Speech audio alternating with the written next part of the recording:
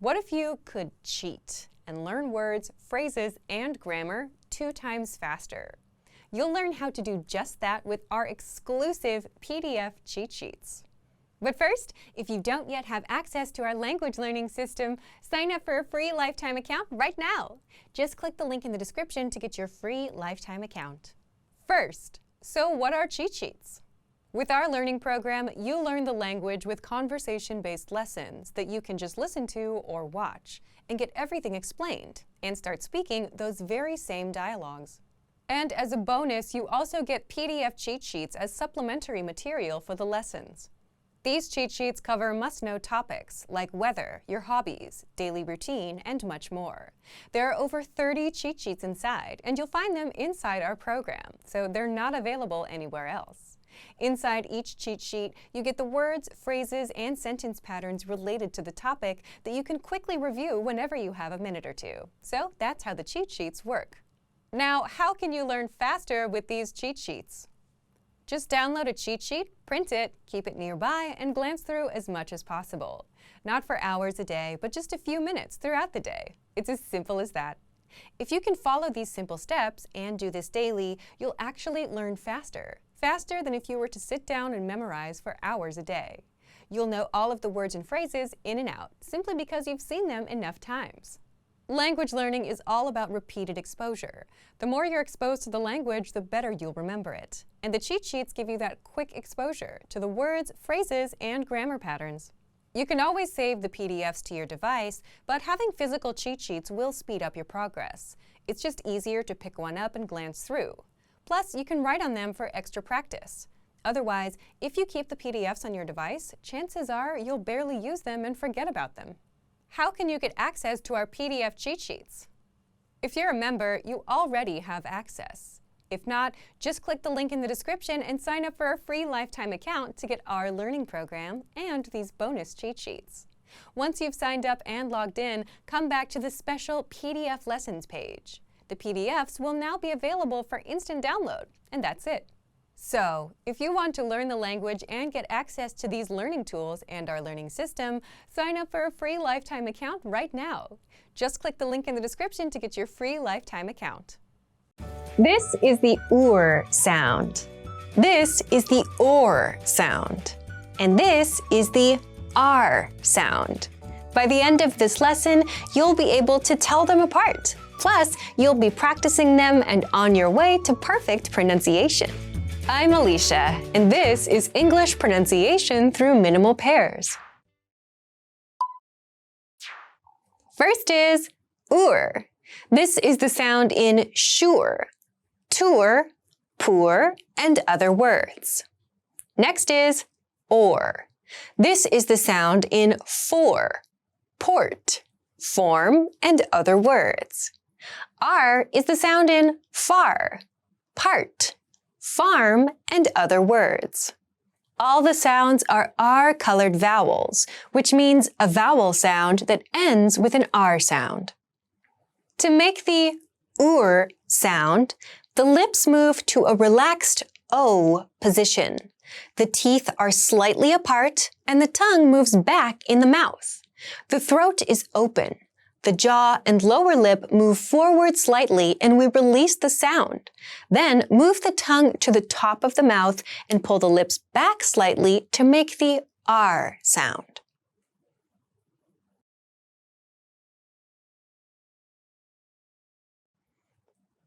Or. Or. Or. Or.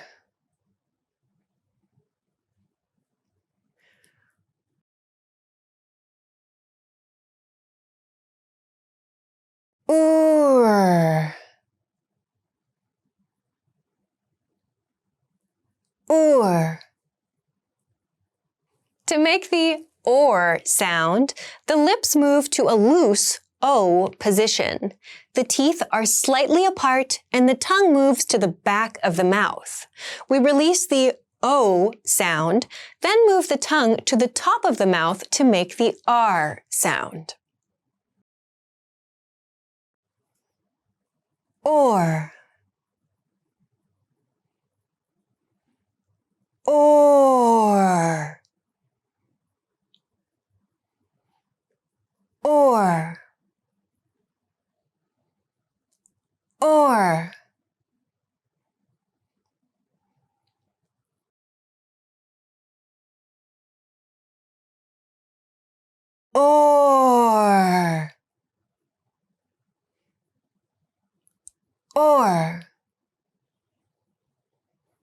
To make the R sound, begin with the teeth and lips apart and tall.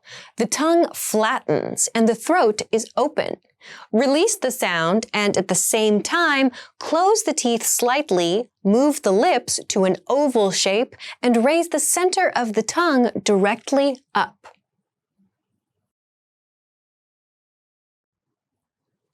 R. R. R. R.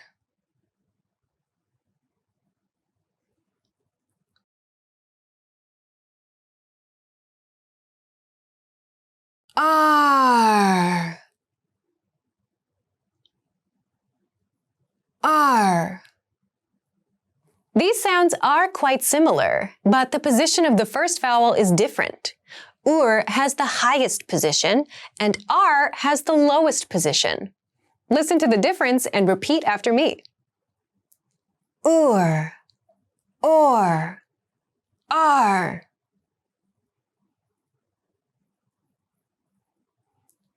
Ur, or, R.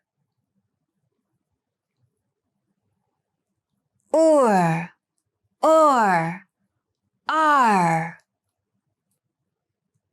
Ur, or, R.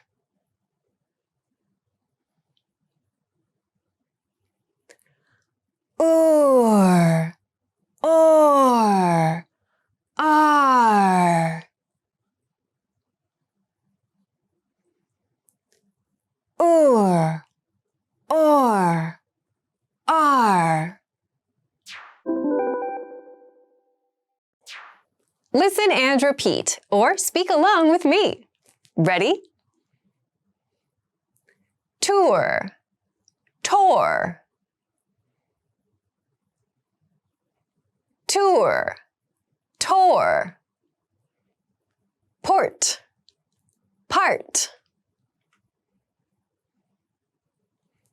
Port, part. For, far. For, far. Let's review. Respond to the prompts by speaking aloud. Then repeat after me, focusing on pronunciation. Do you remember the sound with the highest position of the first vowel? Ur. Ur. And the sound with the lowest position of the first vowel? R. R. And the sound with the middle position of the first vowel? Or. Or. Let's practice. Compare the sounds in these two words. Which word has the ur sound and which has the or sound? Tour, tour. Tour, tour.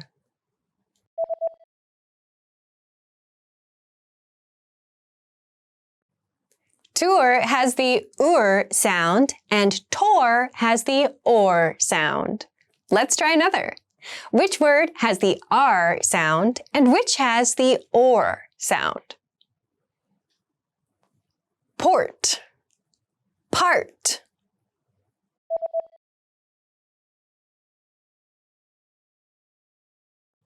Court has the OR sound and part has the R sound. Let's try one more. For, far.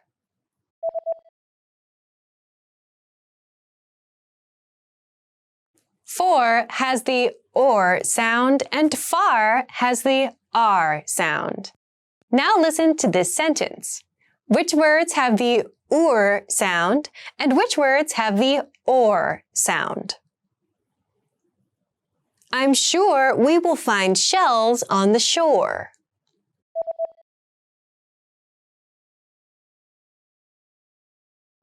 Now try to read the sentence out loud, focusing on the different sounds.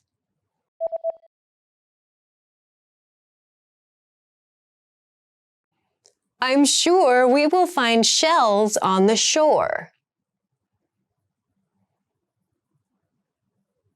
Let's try one more. I poured some juice for the poor boy.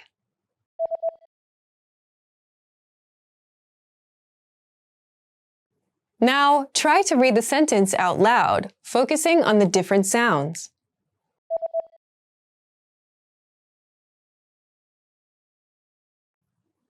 I poured some juice for the poor boy. Let's try another. Which words have the OR sound and which words have the R sound? He pushed the cart to the court for the game.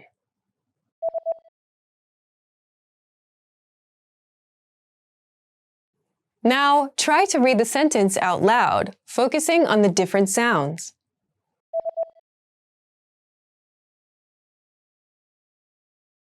He pushed the cart to the court for the game. This is the I sound. This is the OW sound. And this is the OI sound.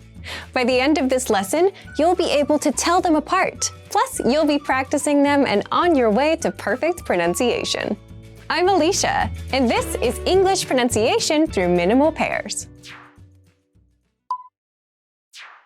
First is I.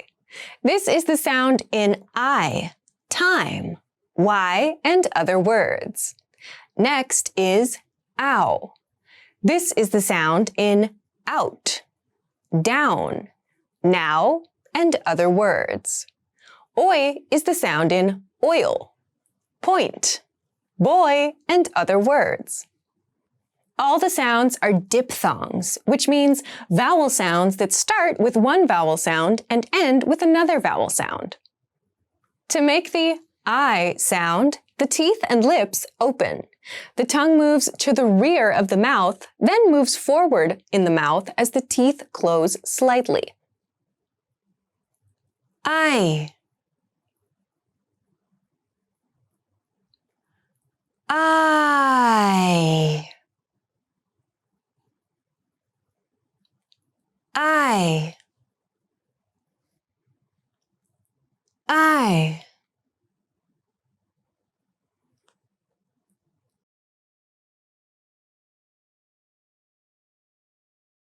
I.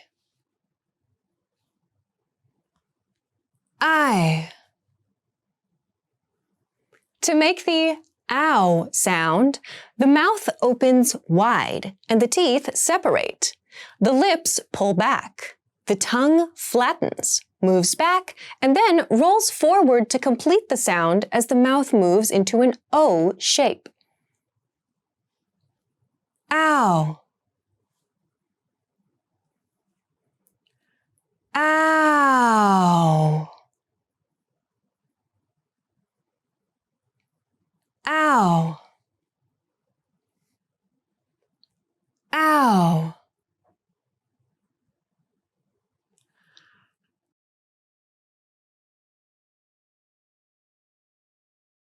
Ow. Ow. To make the OI sound, the teeth separate and the lips make a tight O shape. The tongue moves back in the mouth. Next, the lips pull back, the teeth come together, and the tongue moves forward. Oi. Oi. Oi. Oi.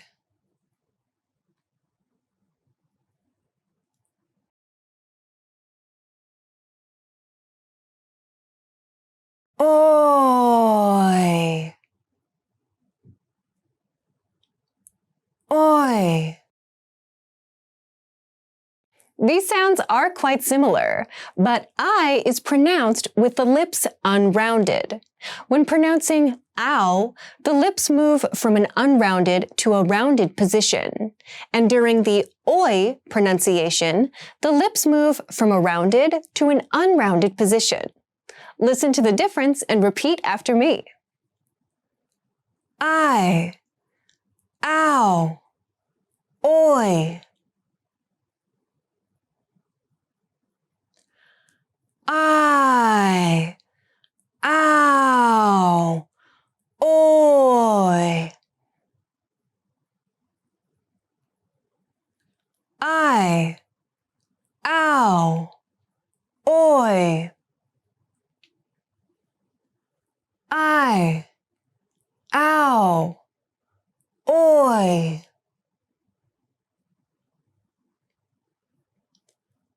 I, ow, oi.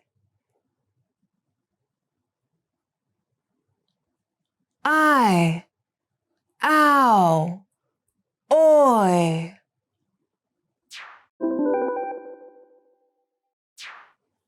Listen and repeat, or speak along with me. Ready? By, boy.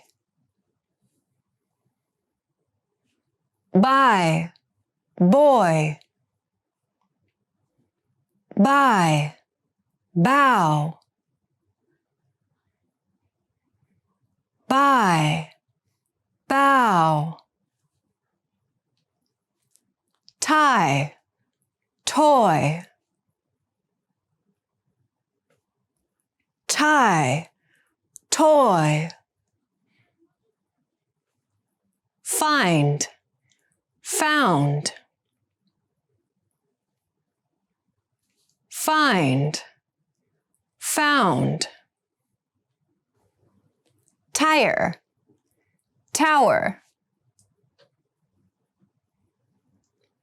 Tire, tower. Let's review. Respond to the prompts by speaking aloud. Then repeat after me, focusing on pronunciation. Do you remember the sound that's pronounced with the lips unrounded? I.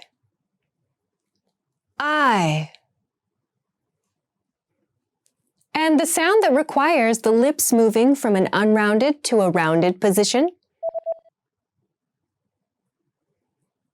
Ow.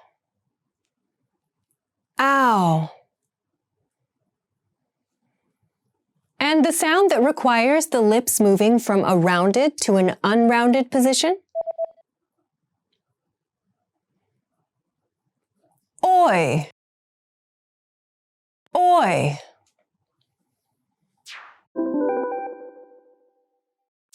Let's practice. Compare the sounds in these two words. Which word has the I sound and which has the oi sound? By, boy. By, boy.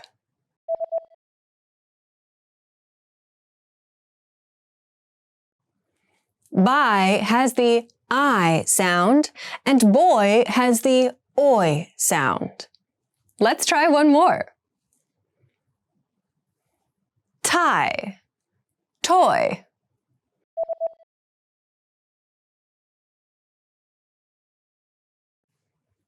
tie has the I sound, and toy has the oi sound. Let's try another. Which word has the I sound, and which has the ow sound? Buy, bow.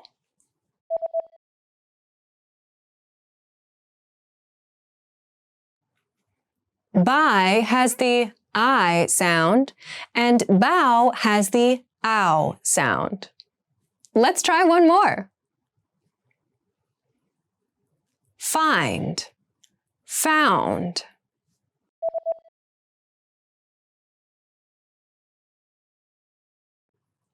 Find has the I sound, and found has the ow sound. Let's try another. Tire, tower.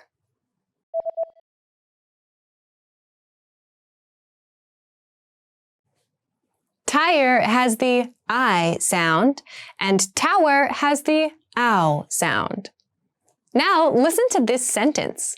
Which words have the I sound, and which words have the ow sound? Hi, how are you?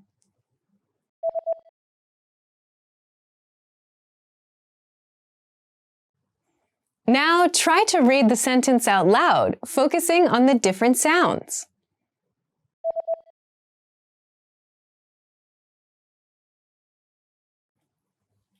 Hi, how are you?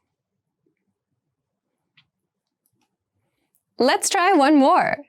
Which words have the I sound, and which words have the oi sound? The lawyer is a liar.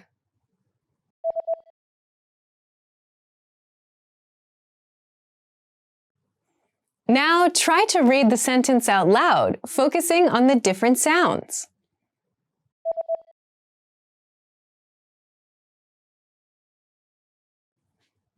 The lawyer is a liar. Let's try another. She went to buy a gift for the boy.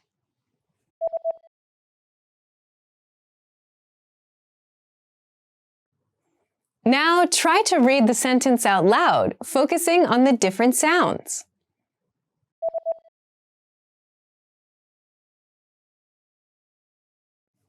She went to buy a gift for the boy.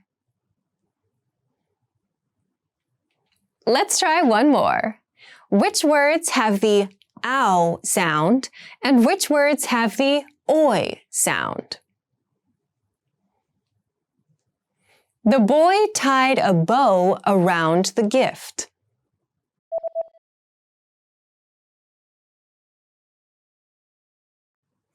Now try to read the sentence out loud, focusing on the different sounds.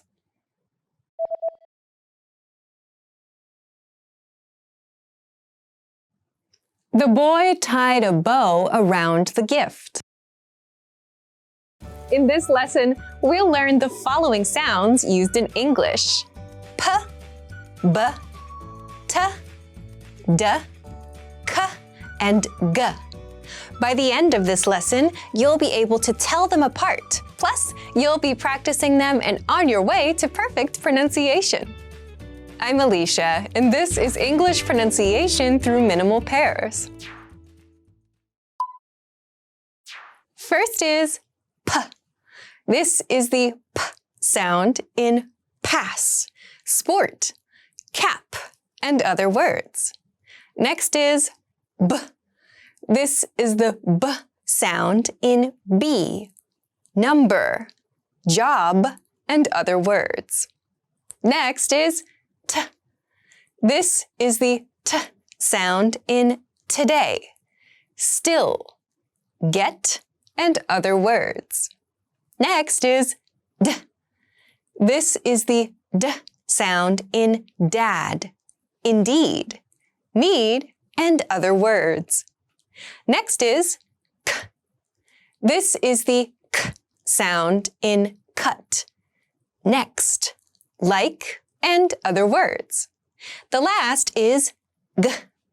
This is the g sound in go, together, big and other words. All the sounds are plosives, or in other words, stop consonants. This means consonants that are produced by first stopping the airflow with the mouth, followed by a sudden release of air. To make the p sound, the lips press firmly together and curl in slightly. The teeth are apart. Release the lips forward and blow air quickly through the lips.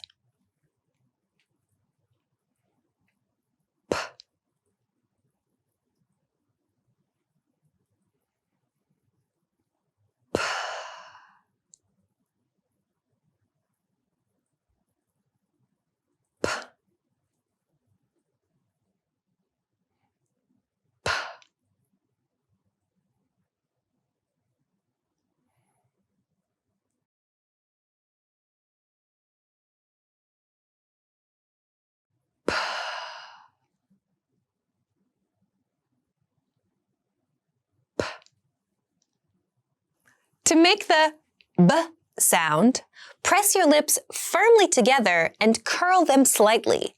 The teeth are apart. Release the lips forward and release the sound from the throat. B.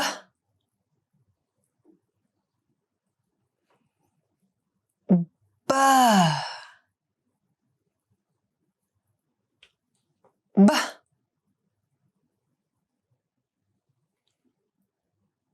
B.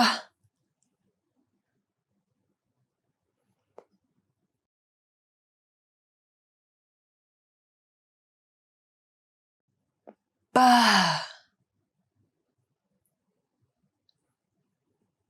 B.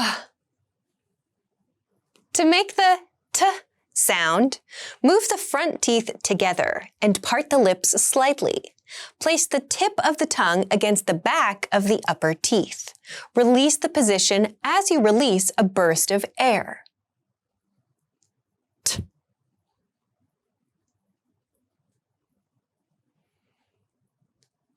T.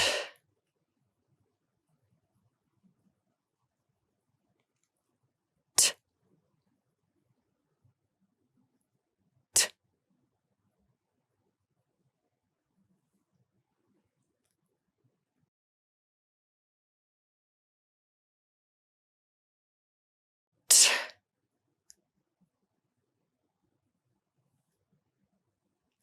T.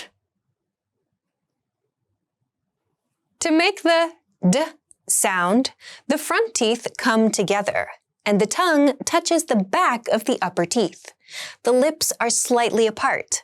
We release the sound and release the tongue from this position as we part our teeth. D.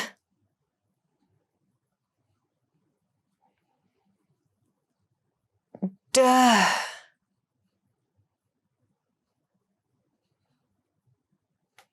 D. D.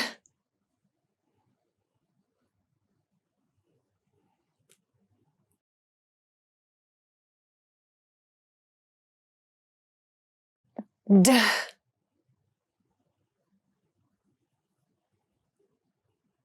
D.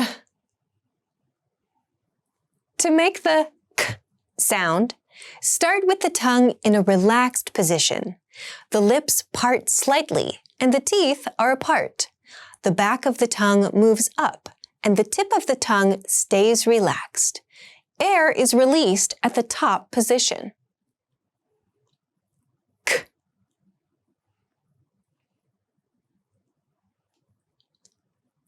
K.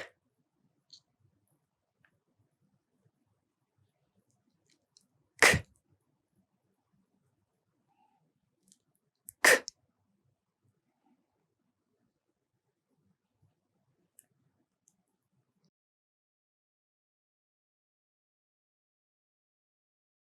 K. K.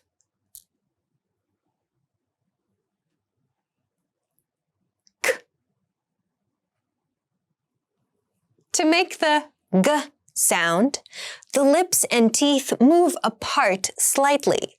The back of the tongue raises to the rear of the mouth.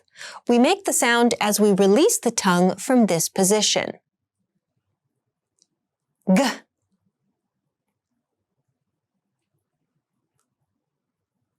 G.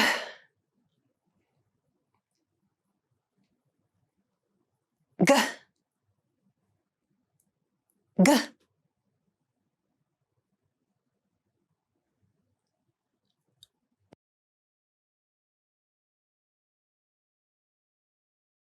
G.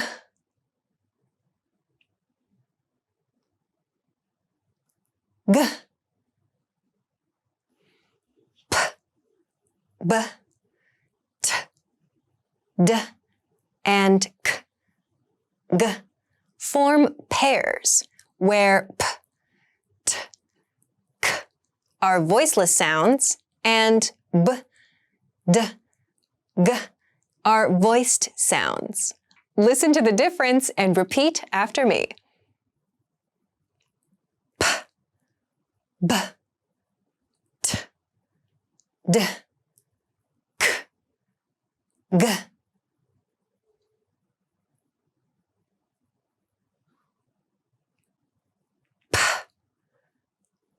B,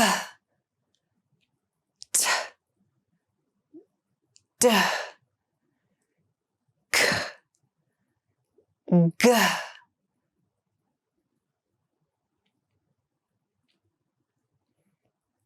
P, B, T, D, K, G.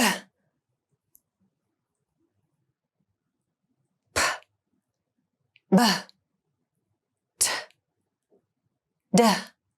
K, G. P, B,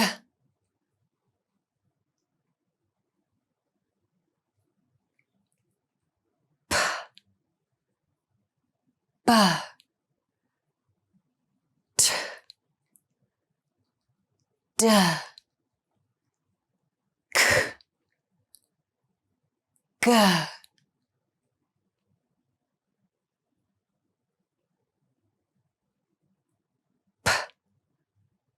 B, T, D, K, G.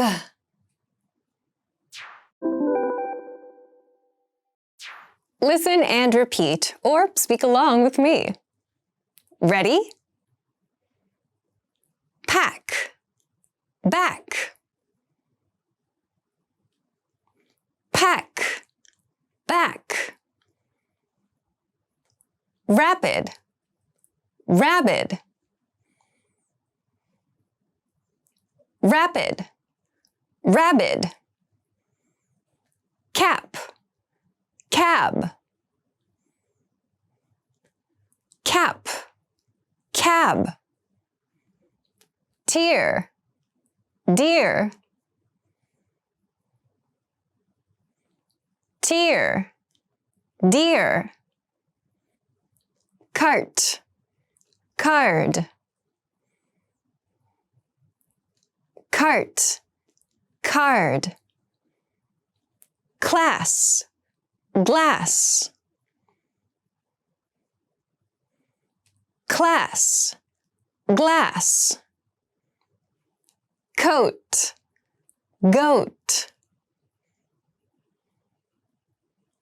Coat, goat. Pick, pig. Pick, pig. Let's review. Respond to the prompts by speaking aloud. Then repeat after me, focusing on pronunciation. Do you remember the voiceless sounds? P, T, K. P, T, K. And the voiced sounds?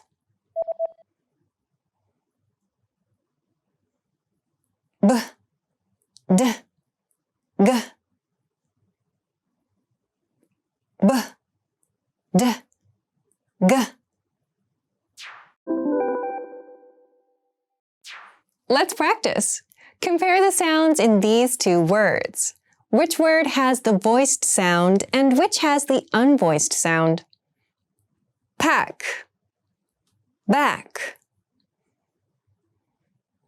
pack, back.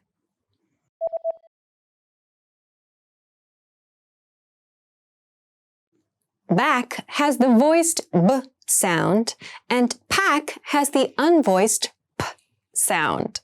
Let's try one more. Rapid, rabid.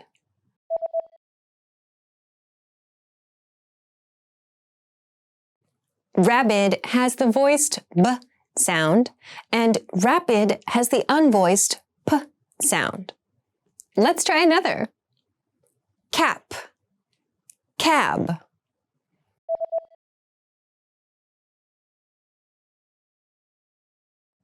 Cab has the voiced b sound and cap has the unvoiced p sound. Let's try one more. Which word has the voiced sound and which has the unvoiced sound? Tear, deer.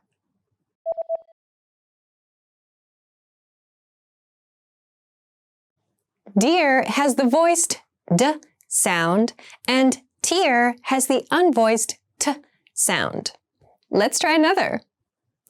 Cart, card.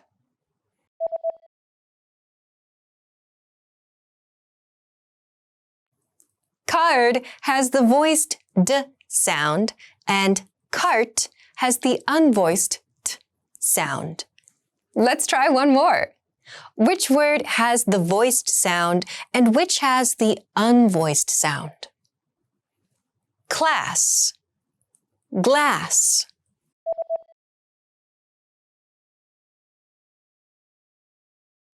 Glass has the voiced g sound and class has the unvoiced k sound. Let's try another. Coat, goat.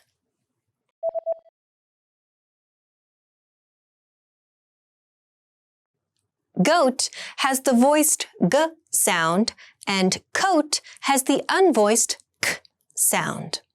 Let's try one more. Which word has the voiced sound and which has the unvoiced sound? Pick, pig.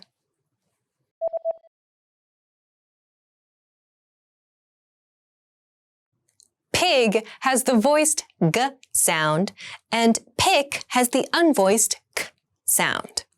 Now listen to this sentence. Which words have the voiced b sound and which have the unvoiced p sound? Pete, could you beat the eggs?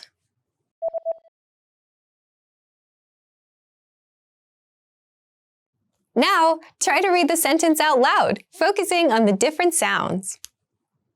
Pete, could you beat the eggs? Let's try one more. She packed her bag and headed back home.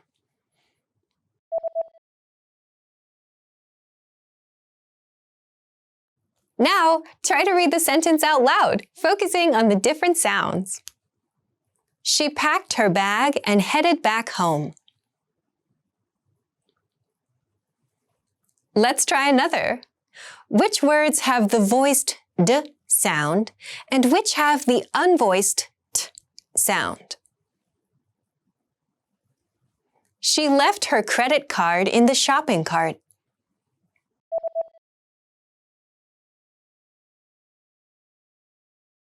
Now, try to read the sentence out loud, focusing on the different sounds.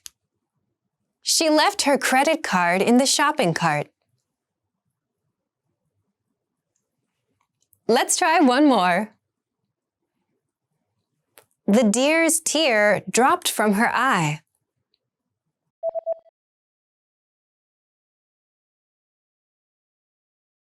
Now, try to read the sentence out loud, focusing on the different sounds. The deer's tear dropped from her eye. Let's try another. Which words have the voiced g sound and which have the unvoiced k sound? The goat chewed on the coat.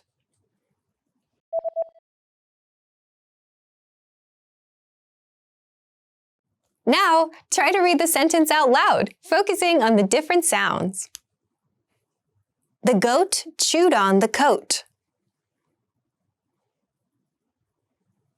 Let's try one more. The dog ran excitedly to the dock.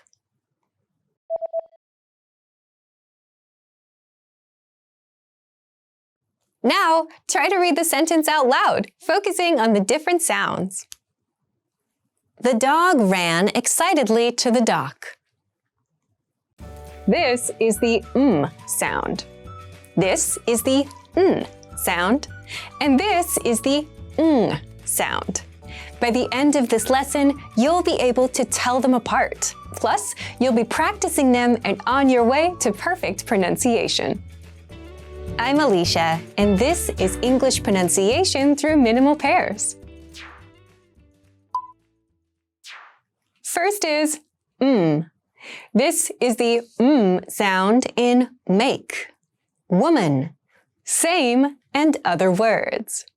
Next is This is the sound in know, another, when, and other words. The last is This is the sound in sing, think, evening, and other words. All the sounds are nasal, which means they're produced in the nose. To make the sound, the lips are firmly together and curled slightly inward. Release the sound from this position. Mm.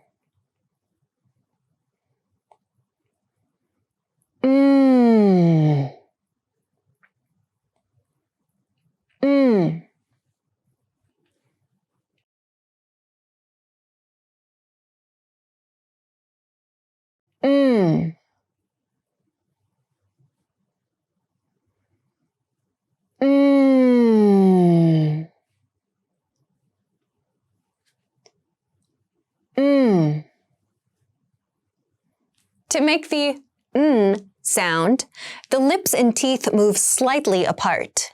The tip of the tongue touches the top of the mouth near the upper teeth. Release the sound from this position. Mm. Mm. Mm.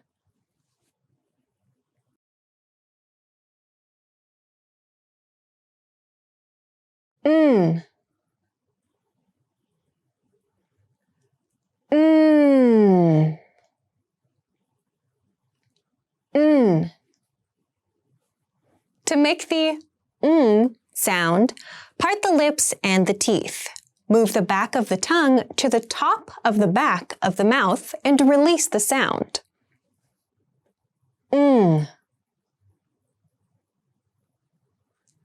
Mm. Mm.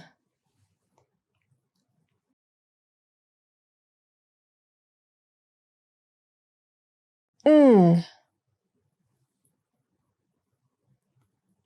Mm. Mm.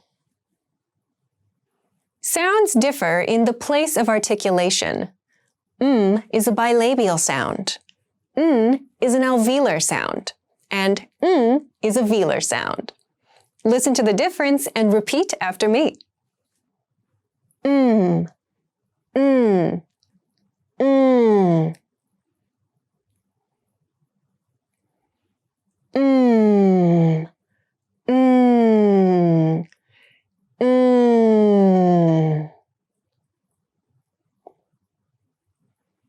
Mm. Mm. Mm. Mm. Mm. Mm.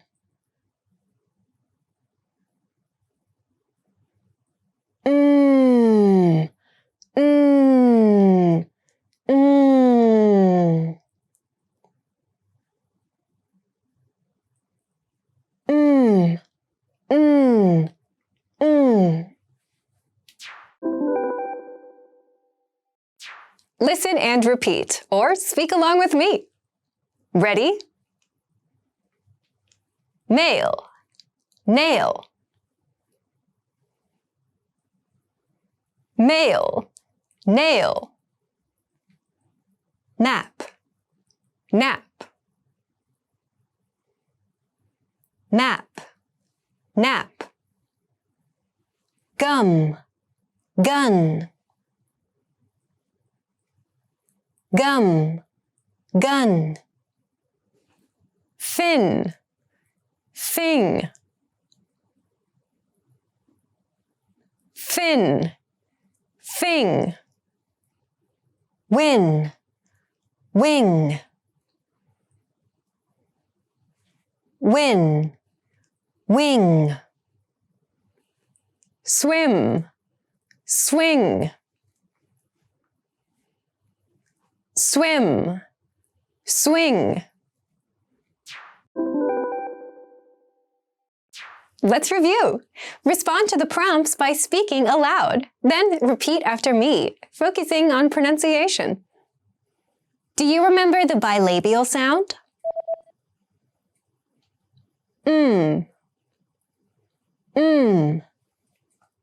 And the alveolar sound?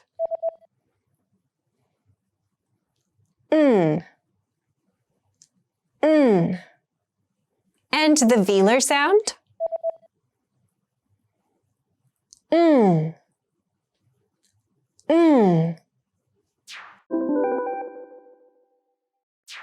Let's practice. Compare the sounds in these two words. Which word has the bilabial sound and which word has the alveolar sound? Male, nail. Male, nail.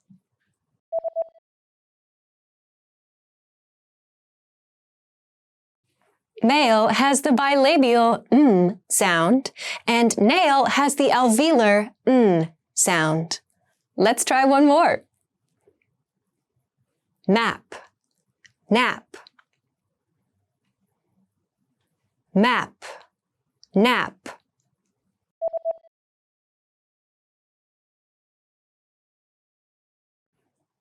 Map has the bilabial sound, and nap has the alveolar sound. Let's try another. Gum, gun. Gum, gun.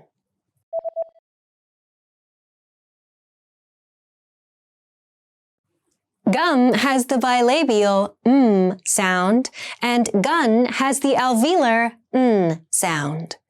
Let's try one more. Which word has the alveolar sound and which has the velar sound? Fin, thing. Fin, thing.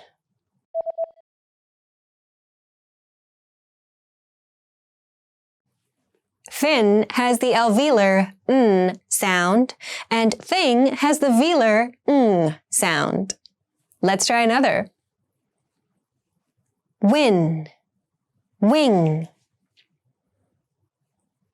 Win, wing.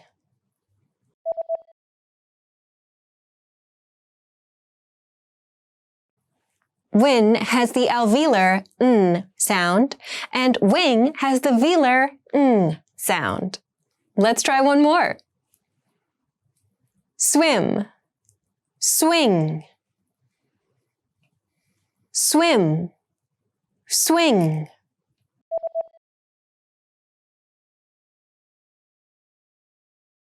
Swim has the bilabial sound, and swing has the velar sound.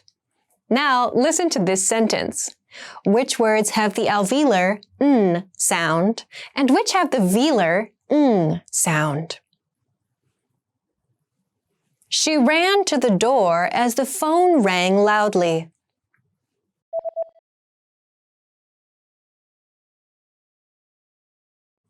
Now try to read the sentence out loud, focusing on the different sounds.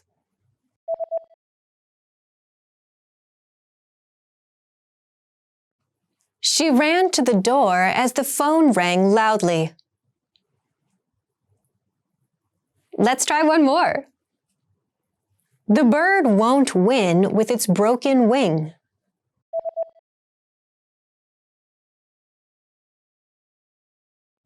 Now try to read the sentence out loud, focusing on the different sounds.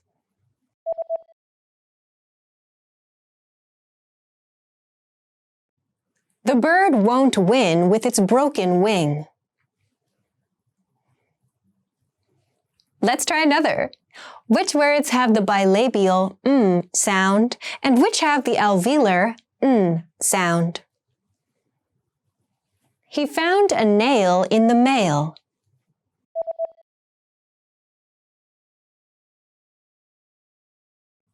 Now try to read the sentence out loud, focusing on the different sounds.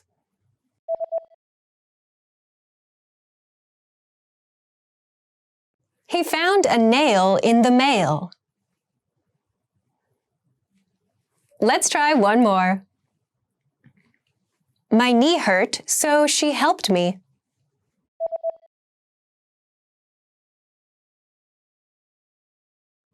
Now try to read the sentence out loud, focusing on the different sounds.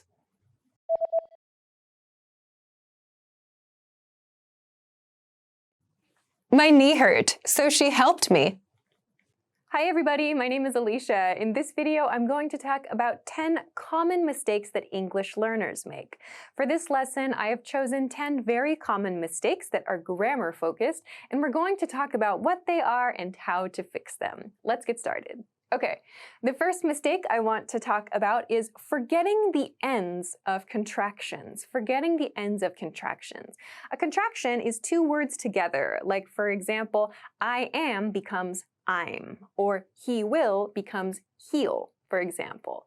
So the mistake that I mean here is that learners sometimes forget to pronounce and to write the ends of these contractions. So oftentimes in text, I will see instead of I'm, I see just I. Or instead of I'll, I see I.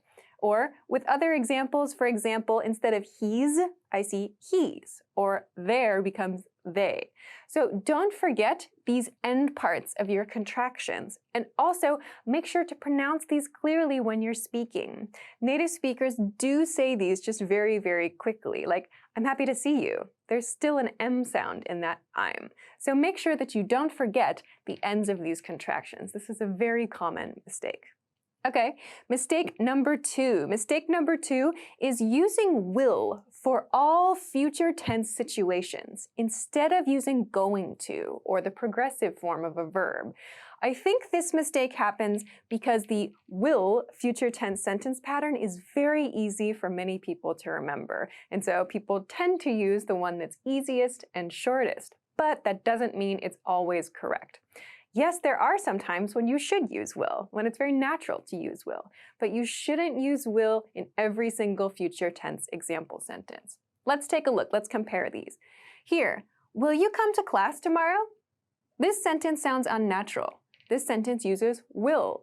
The reason this sounds unnatural is because the person is asking a question about tomorrow's plans, the other person's plans for tomorrow. We don't usually use will when we're talking about someone's determined plan, something they've already decided.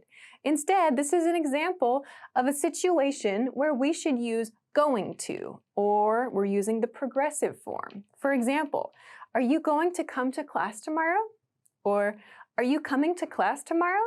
These sound much more natural because these grammar choices show that we recognize it's some plan the other person made already. So remember this, we shouldn't use will unless we're talking about a decision we made in the moment or maybe a decision we're not sure about. Using these 2 grammar points shows that we're sure about the decision. It's already been decided. I have a video about this topic, will and going to, on the channel, so you can take a look at that for more information. Okay, let's go to the third point. The third point is using the wrong adjective forms. What I mean by this is mixing up the ed and the ing forms of adjectives. So we use the ed forms of adjectives when we're talking about our emotions and our feelings. So we use them when we're talking about ourselves, people, right? We use these ing ending adjectives when we're providing a description of something else. So, because there are two forms of these adjectives, these sometimes get mixed up. So, let's look at an example. Sometimes I hear, I'm exciting. I'm exciting when someone is looking forward to something. This is incorrect. This ing adjective use is incorrect. It should be, I'm excited. I'm excited. So the ed ending is used for our emotions, our feelings with people. Here's another example, the opposite problem. The movie was interested. The movie was interested. This is incorrect. Again, we use these ed ending adjectives when we're talking about emotions and feelings. This is a movie, right? So it should be interesting. The movie was interesting. We're using this adjective because we're describing something outside of us. So this is another very common mistake that I make, mixing up the ed ending and ing ending adjectives. Okay, another very common one, number 4 here, forgetting S at the end of conjugated present tense verbs, forgetting the S. By this, I mean forgetting to write it, of course, to write the S ending, and forgetting to pronounce it in speech as well. What does this look like? For example, he go to school. He go to school. This sentence should be, he goes to school. He goes to school every day. The mistake I see is learners forget this S sound in speech, and they forget to write the S or the ES as appropriate ending in their homework. So not he go to school, but he goes to school. Another example uses she. So remember, we use this pattern with he, she, and it subjects. She eat lunch. She eat lunch. This is incorrect. We have to change this verb because of the subject of the sentence. She eats lunch. She eats lunch. So again, this is an issue in pronunciation and in written English as well. So don't forget that little S sound. It's very important. Okay, let's go to number 5. Number 5 is a word order problem. So the problem here is using I should instead of should I when you're making help and offer questions. So this kind of pattern looks like this mistake pattern I see. For example, I should come. I should come.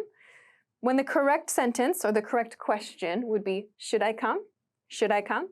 So when you're making an offer like that, you're making an offer like to help someone or to do something for someone, use this should I? Should I? So should I come? Here's one more example. I should help. Should be, should I help?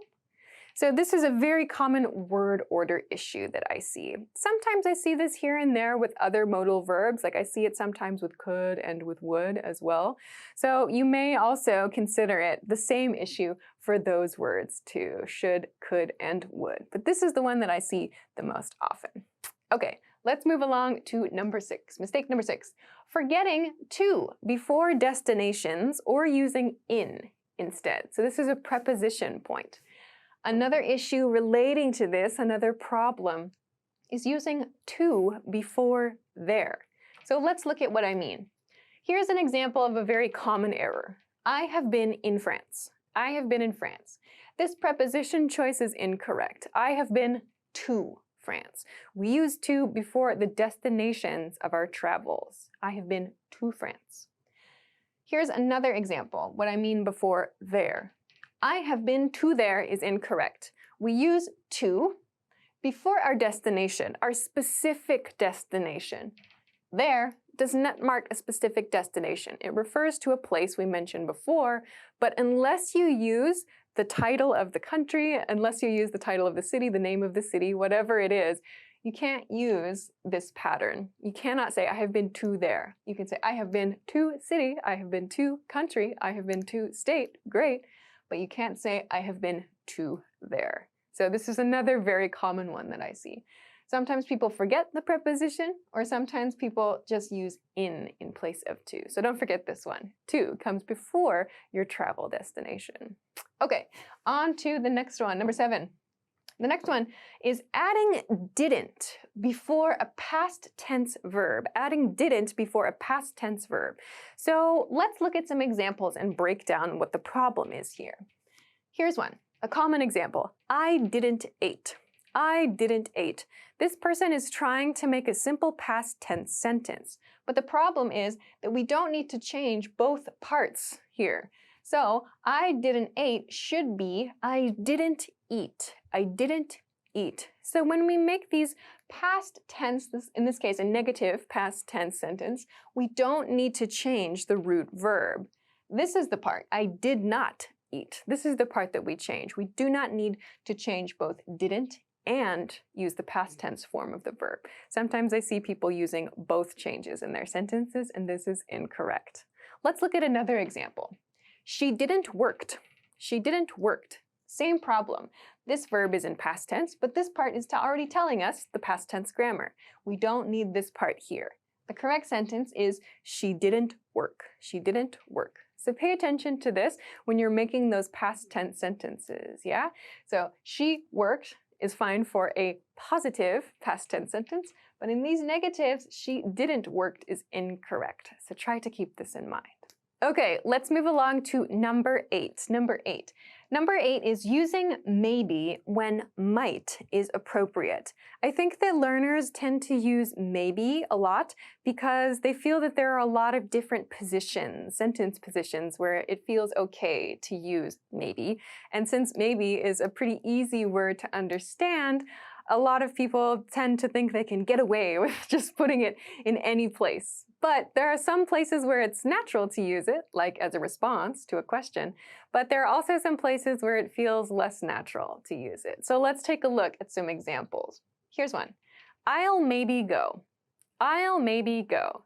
So this is an example of a situation that generally doesn't present a communication problem. We can understand, no problem, what this person is saying. But this sounds very unnatural. I'll maybe go. We would probably say, I might go here. This sounds much more natural as a response to a question, for example. Like this one. Are you going to come to class tomorrow? I might go. This sounds much more natural than I'll maybe go.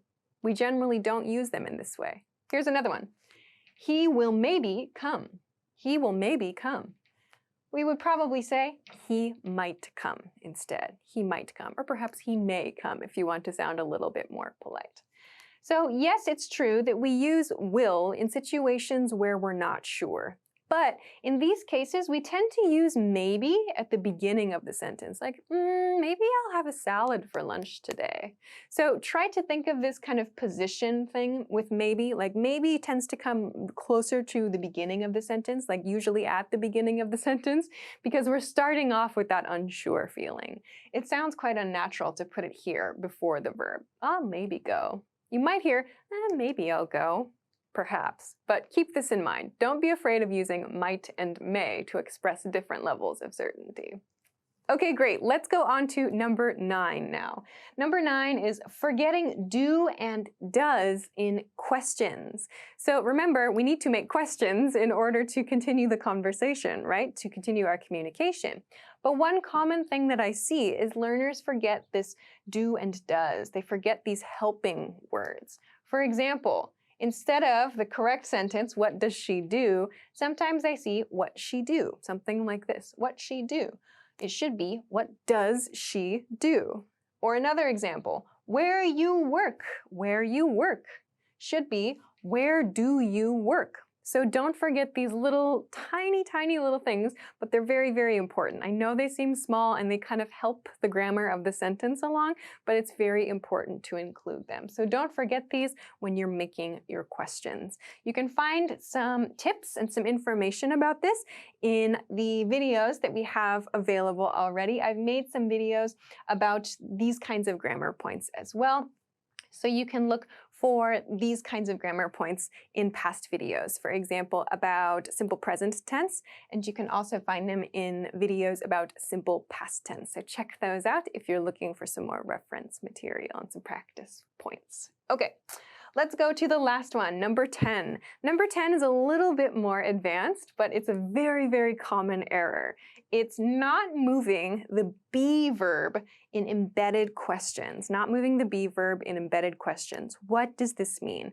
Let's look at an example sentence. Here's a very common error I see. Do you know what is the password? Do you know what is the password? The correct sentence, or question rather, should be, do you know what the password is? Do you know what the password is? These are examples, or this is an example of what's called an embedded question. An embedded question is a question inside another question. So here we see, do you know? That's the first question. And the second one, what is the password? So in these situations where we have one question inside another, we need to move the be verb, if we use one, to the end of the sentence. We cannot keep this grammar pattern here. So yes, if I want to ask you directly, what is the password? This sentence is perfect. However, when we use this grammar of a question inside another question, the be verb goes to the end of the question. Do you know what the password is? This is correct. Let's look at one more example. Here's the mistake.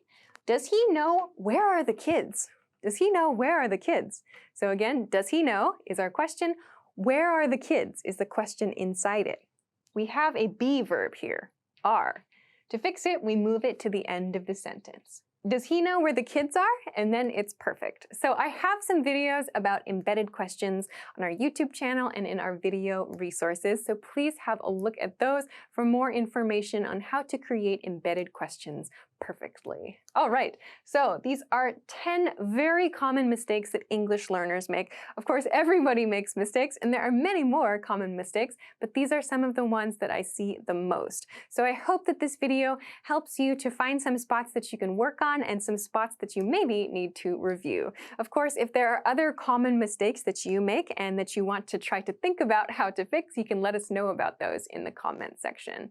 Of course, if you have any questions or comments, please feel free to leave a comment about those things as well, and feel free to make some practice sentences there if you'd like to.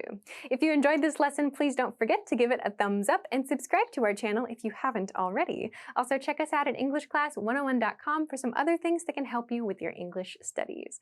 Thanks very much for watching this lesson, and I will see you again soon. Bye! Hi everybody, welcome back to Top Words. My name is Alicia, and in this episode we're going to talk about 10 phrases you can use when going to the movies. Let's get started.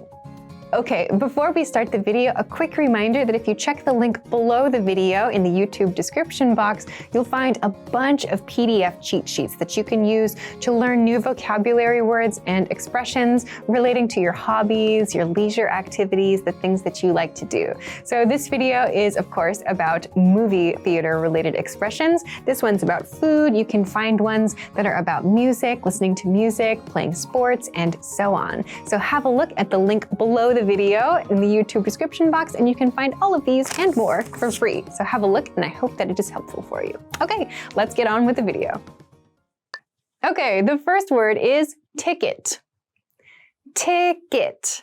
So we use the word ticket to refer to the thing we buy to gain entry to the movie theater. We need to buy a ticket. This can be a physical ticket, a paper ticket, and we can also have a digital ticket, like when we make an online reservation. So you need to have a ticket to get into the movie. For example, how much for one ticket? Okay, let's move on to our next expression. Next is 1 for movie, please. 1 for movie, please. So this is a really quick and easy expression you can use to ask for one ticket to the movie of your choice. So in this pattern, you just replace the movie part with the movie you want to see. So when you say one, it means one ticket. You don't have to say one ticket. You can just make it shorter. When you go to the movie theater to ask for the ticket, if you just say one, they will know what you mean. For example, 1 for Titanic, please. This means one ticket for the movie Titanic. So the preposition here is for. 1 for movie, please. Of course, you can make it 2 or 3 for as well, too, depending on how many people are in your group. Okay, let's move on to our next expression. Next is, I would like to choose a seat. I would like to choose a seat. Okay, so sometimes when you make a reservation for your movie ticket, you can choose the seat that you want to sit in. So if you want to do this, you can say, I would like to choose a seat. Typically, we don't do this when we come to the movie theater. Typically, we don't do this when we arrive at the movie theater and we choose our seats there. We might find this option available on the internet. For example, I would like to choose a seat near the middle of the theater. The next expression is side by side. Side by side. So you can use this to talk about seats that are next to each other. So when you make a reservation for a ticket online, you can say, I want our seats to be side by side, which means we're going to sit next to each other. So you might describe your seats as side by side seats. For example, can we sit side by side?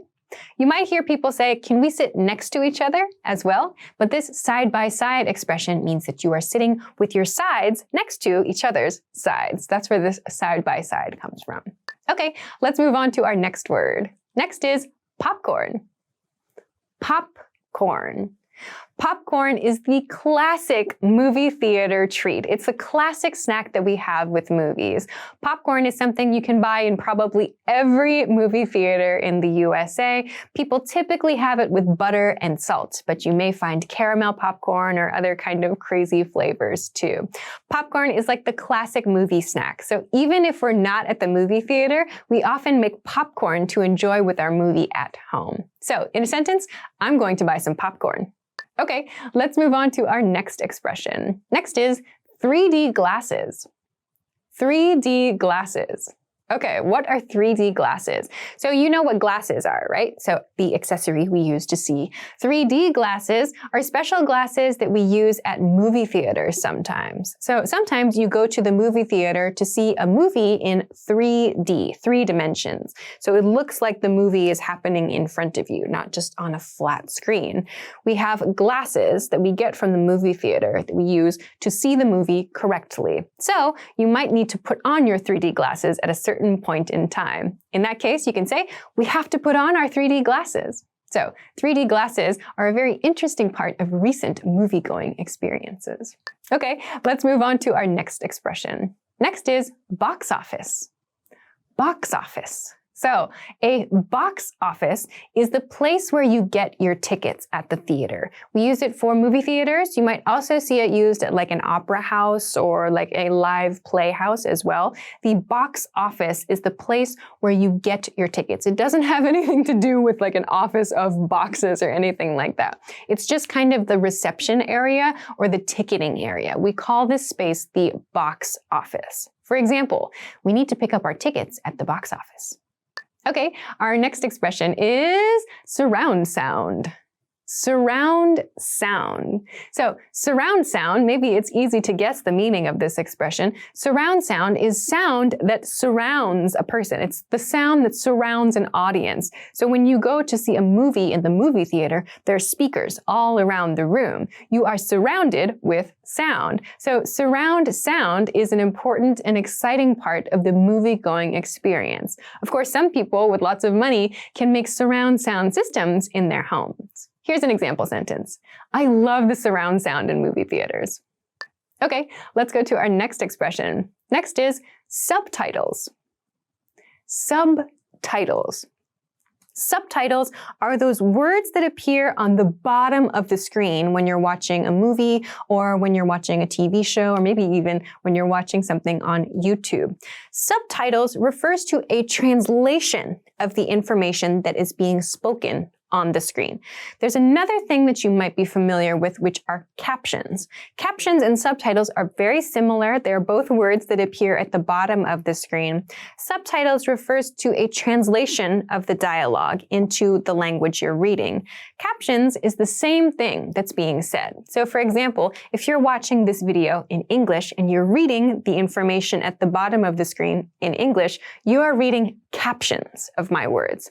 If you're watching this video in English and you're reading the information in a different language, you're reading subtitles. This is the difference between subtitles and captions. So you may watch a movie in the theater with subtitles, but probably not captions. Okay, here's an example sentence.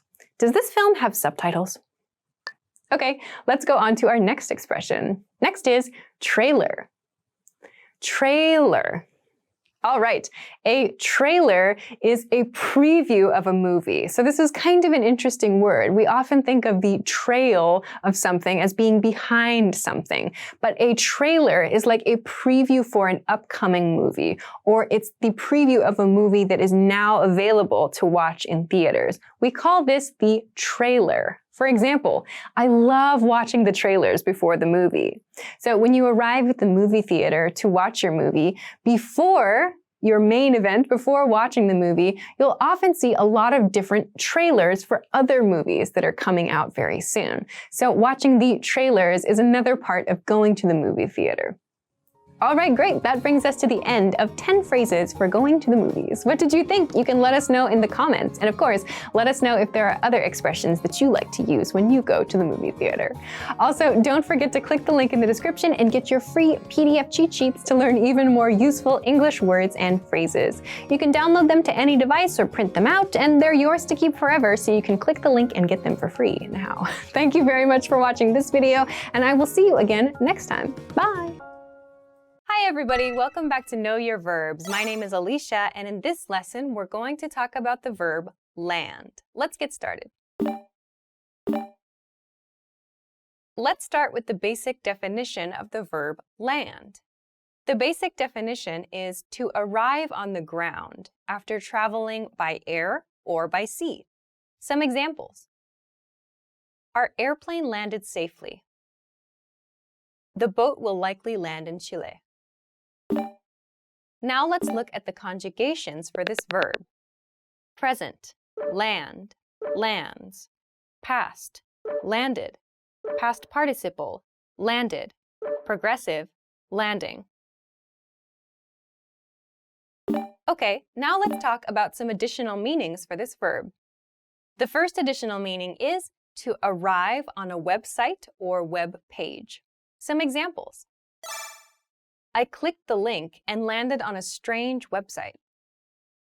He keeps landing on error pages. So this use of the verb land is specific to the internet. So when we arrive on a web page or on a website, we can use the verb land. It's like we arrive at that place, we reach that place on the internet. So in the first example sentence, it's I clicked on a link and landed on a strange web page or a strange website. Here we see the past tense use of the verb. I landed, past tense, on a strange website. I arrived at a strange website. In the second example sentence, he keeps landing on error pages means he keeps arriving on error pages, or he keeps arriving at error pages. So in other words, for some reason, he's seeing a lot of error pages. When he clicks links or when he tries to use the internet, he lands or he arrives at an error page. So for the internet specifically, we can use land to mean arrive on a website. The next additional meaning is to acquire something greatly desired. Some examples. I landed my dream job. She landed a date with the guy she likes. So this use of land is used usually for something positive. We use it when we get something we really want. In the first example sentence, I landed my dream job, it means I got my dream job, but we use land to show that it's kind of significant to us. I got my dream job is okay, but to say I landed my dream job sounds like you made like a big achievement. There's something special about that thing you got. In those cases, we can use the verb land to really emphasize our excitement. In the second example sentence, she landed a date with the guy she likes. We see the same thing. She's really excited to get this date with this guy. So she really likes the guy. She got a date, but the verb got is changed to land here, or landed in past tense, because we're showing it's some kind of like special achievement. She landed a date with the guy she likes. Sounds more like a special thing than she got a date with the guy she likes. So when you want to express a special achievement or getting something that's really exciting to you, you can use land to talk about that. The next additional meaning is to come to a stop in a particular place. Some examples. I threw my bag across the room and it landed on the sofa. The fighter landed a punch on his opponent's face. So these two example sentences show us how land is used to mean something is coming to a stop somewhere. In the second example sentence, it's actually like a fist. So the expression, he landed a punch, means the punch arrived at someone's face or arrived on someone's face in this case. So you might hear this used for fighting, actually. This is a great example of how land is used for fighting. So we use land a punch or land a kick, which means you successfully touch or you successfully attack another person. So landed a punch on someone's face or landed a kick to someone's head, for example. We use these for fights, for physical fights. In the first example sentence, however, it's an object that's moving through the air. I threw my bag and it landed on my sofa. So you can think of this like it arrived on my sofa. It was moving through the air and it stopped on my sofa. That was the place where it finished its movement. We use landed to talk about that finishing move. So we see, two examples here. One is with physical fights, like body parts moving. The other is with an object that's moving through the air. So we can use this to talk about movement and stopping the movement. The next meaning is to succeed in communicating. Some examples. My points just aren't landing in these meetings. The comedian landed some great new jokes at her show. So this use of land is specific for communication. We use it when we are successful in communicating an idea. In the first example sentence, my points just aren't landing in these meetings. It means my points aren't being understood, or I'm not communicating effectively. I'm not explaining my points effectively, so I'm unable to communicate successfully in these meetings. So that's quite a long expression to use, all of those examples I just gave. So we use land. In this case, my points aren't landing in these meetings, meaning I'm just not able to communicate effectively in these meetings. In the second example sentence, we see it in a positive situation. The comedian landed some great new jokes at her show. So meaning she told the joke and the audience reacted favorably. The audience had a good reaction, so she can tell she was communicating effectively. Her joke was told, she told the story, she told the joke, the audience had a good reaction, the communication was successful. So in these cases, we can say she landed a joke. She landed something, meaning she communicated that idea successfully. Let's move along then to some variations in this verb. The first variation is to land someone in something. This means to cause someone to be in a negative state or a negative situation. Some examples. She forgot to pay a bill and landed her roommate in trouble. My classmates landed me in detention for disrupting class. So this is used, as you can see, in primarily negative situations.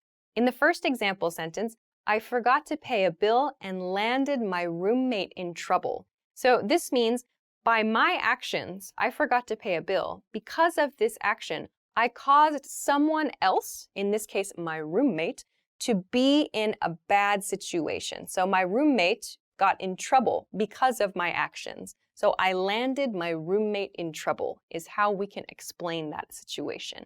So because of something I did or another person did, there's someone else that's affected by that in a negative way. We use land someone in something to describe that.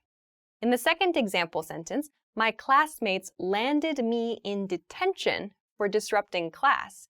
So through the actions of my classmates, I had to go to detention. So I can explain that relationship by saying my classmates landed me in detention for disrupting class. This sentence suggests that my classmates were doing something bad. I had some relationship to it, but maybe I wasn't really doing anything bad in class. However, their negative actions got me in detention, landed me in detention. Detention, by the way, is like waiting after school. You have to stay after school as punishment. You have to stay in the school. So detention is a bad thing for students. So I was landed in detention. That means somebody else did something to me and put me in a bad situation. So I hope that you found a new way to use the verb land. If you have any questions or comments or know a different way of using this verb, please let us know in the comment section of this video. Of course, don't forget to give this video a thumbs up if you enjoyed it, subscribe to our channel if you have not already, and check us out at EnglishClass101.com for some other things that can help you in your English studies. Thanks very much for watching this episode of Know Your Verbs, and we'll see you again soon. Bye-bye. Access your free language gifts right now before they expire. First, the 15 Language Learning Hacks PDF cheat sheet. If you want to know the best ways to learn a language, how to start speaking, and special tips and tricks for learning with our program, get this new cheat sheet. Download it for free right now. Second, the 50 Most Common Questions workbook. You'll master 50 common questions that all beginners need to know with this PDF workbook. Third, must-know words and phrases for the new year. Do you know how to say New Year in your target language? You'll be able to with this quick 1-minute vocab lesson. Fourth, what's your New Year's resolution? Can you say it in your target language? With this bonus phrase lesson, you'll be able to say the common goals like read more, save money, and learn a language. And fifth, looking for a new language learning app in 2025? With the innovative language learning app, you learn language fast through conversations, and you start speaking in minutes because our conversation lessons are just 3 to 15 minutes long. Download innovative language learning for free for the Android, iPhone, and iPad. To get your gifts and language learning resources, click the link in the description below. Download them right now before they expire. Great work! Here's a reward. Speed up your language learning with our PDF lessons. Get all of our best PDF cheat sheets and ebooks for free. Just click the link in the description.